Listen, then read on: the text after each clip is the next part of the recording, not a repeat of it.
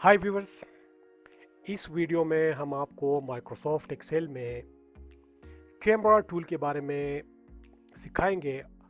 अब ये जो कैमरा टूल है ये बहुत ही यूज़फुल है अगर आप किसी बड़े वर्कशीट के साथ जो है वो आप काम कर रहे हो। और इससे भी ज़्यादा जो इसकी इम्पोर्टेंस है वो ये है कि अगर आप डैशबोर्ड बनाना चाह रहे हो और यूज़र्स जो आपका वर्कशीट है वो यूज़ कर रहे हो, तो जो अनड्यू चेंजेस है, जो अनऑथोराइज्ड चेंजेस हैं, अगर यूज़र्स को आप उनसे प्रिवेंट करना चाह रहे हैं तो ये टूल जो है ये आपके लिए बहुत ही यूज़फुल और इम्पॉर्टेंट है। तो सबसे पहले हम जो कैमरा टूल है वो अपना जो क्विक एक्सेस टूल बार है उसमें ऐड करते हैं।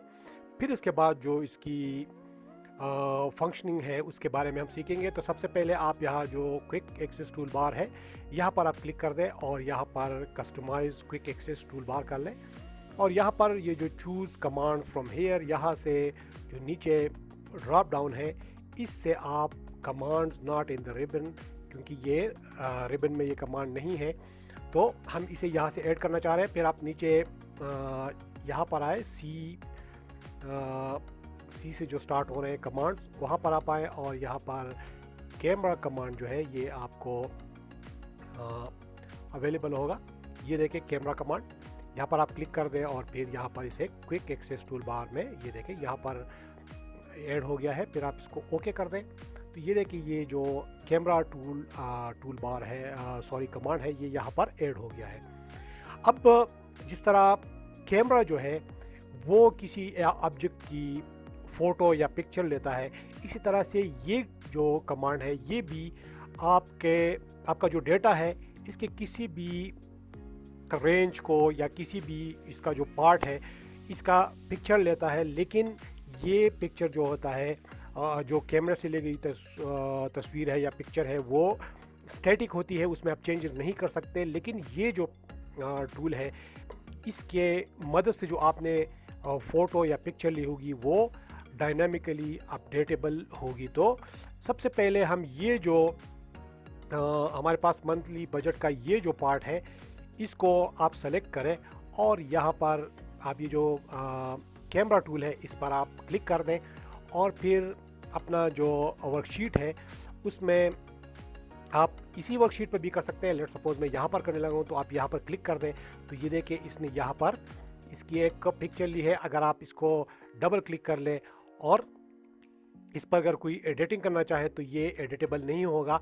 लेकिन अगर आप यहाँ पर कोई चेंज करते हैं, लेट सपोज ये जो फिगर है या फिर ये जो फिगर है इसमें मैं चेंज करने लगा हूँ, ये 14,100 है, लेट सपोज मैं इसे 25,000 करने लगा हूँ और फिर आप एंटर कर दें तो ये देखें यहाँ पर ये अपडेट हो गया है। एक बार फिर आप चेक कर लें 35,000 और फिर एंटर कर दें तो ये देखिए यहाँ पर अपडेट हो गया है। अब ये आपको इस तरह से आपको जो आपकी वर्कशीट है उसको इस तरह यूज़फुल बनाता है कि ये जो पिक्चर है ये आप किसी और वर्कशीट पर अगर आप इंसर्ट कर लें तो फिर जो है आप यहाँ पर जो आप चेंज कर सकते हैं, लेकिन यूज़र्स को आप सिर्फ वो वर्कशीट जो है वो आप दिखाएं ताकि वो इसमें चेंजेस ना कर सकें।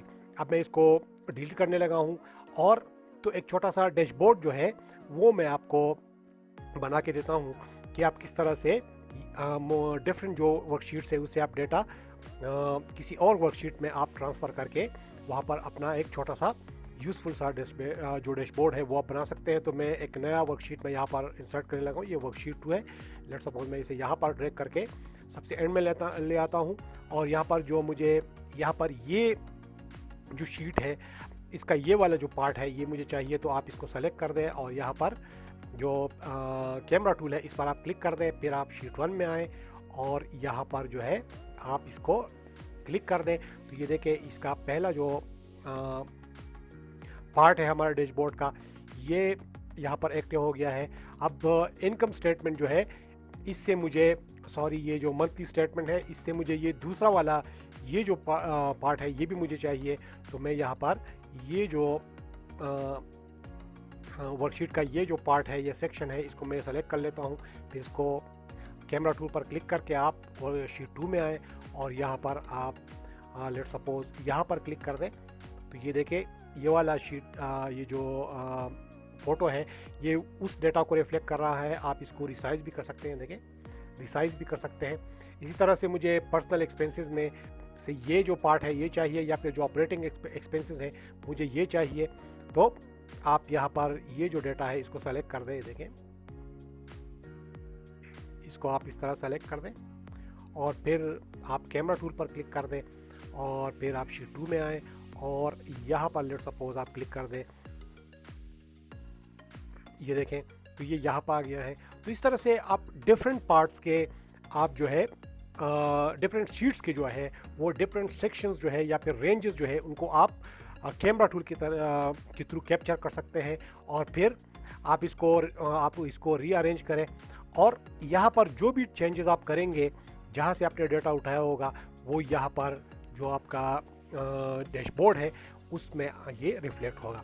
अगर आपके पास बड़ी वर्कशीट है इसमें बहुत सारा डेटा है और इसके लेट सपोज बीच में से जो है वहाँ पर टोटल्स हैं, सब टोटल्स हैं और फिर जो एंड में इसके टोटल्स हैं उनको भी आप इसके थ्रू जो सब टोटल्स हैं फिर जो टोटल्स हैं और जो डिफरेंट सेक्शंस हैं उसको आप कॉपी करके एक ही वर्कशीट में रख सकते हैं। फिर आपको जो बड़ी वर्कशीट है उसमें आपको स्क्रॉलिंग नहीं करनी पड़ेगी, आप एक ही जगह पर सारे जो स्टैटिस्टिक्स हैं या फिर जो फिगर्स हैं वो आप चेक कर सकते हैं। सो गाइस आई होप कि आपको ये वीडियो यूज़फुल और इन्फॉर्मेटिव लगा होगा। अगर आपको वीडियो में कोई इशू है तो आप जो वीडियो का कमेंट सेक्शन है उसमें जाकर आप कमेंट करें। इसके अलावा वीडियो जो है उसको लाइक भी करें और अगर आपने अभी तक मेरा चैनल सब्सक्राइब नहीं किया तो प्लीज़ जो मेरा चैनल है उसको सब्सक्राइब करें। Thank you so much.